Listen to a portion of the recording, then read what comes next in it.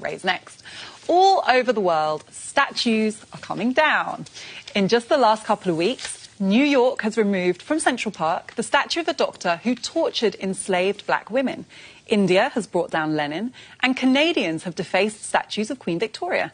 In Britain, Bristol has agreed to rename its famous music hall, removing the name of Edward Colston, one of the nation's most prolific slave traders. Now it's time to take a long, hard look at other hugely problematic figures we continue to glorify, such as Horatio Nelson, Cecil Rhodes, and yes, Winston Churchill. I'm not saying we should necessarily bring them down. Take a deep breath, everyone. You did but originally. All options should be on the table. As the global movement to re-question our so-called heroes shows, the thing that's clear is this. Doing nothing, burying our heads in the sand, and hoping this debate will go away is simply no longer an option.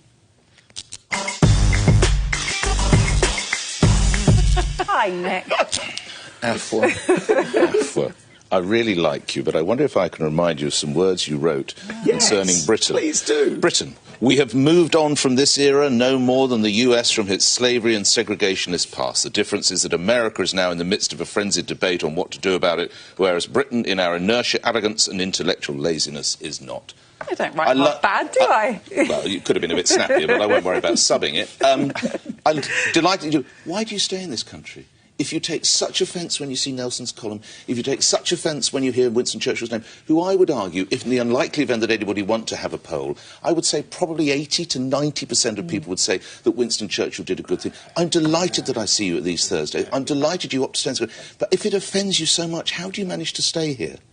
I find that a really strange thing to say. Why? So there's nothing in Britain that bothers you? Sure, but I don't want to pull it down. So why is leaving an option? But I don't want to pull it down. This is my country. And the reason that I raise this critique is not because I hate Britain, it's because I care about this country.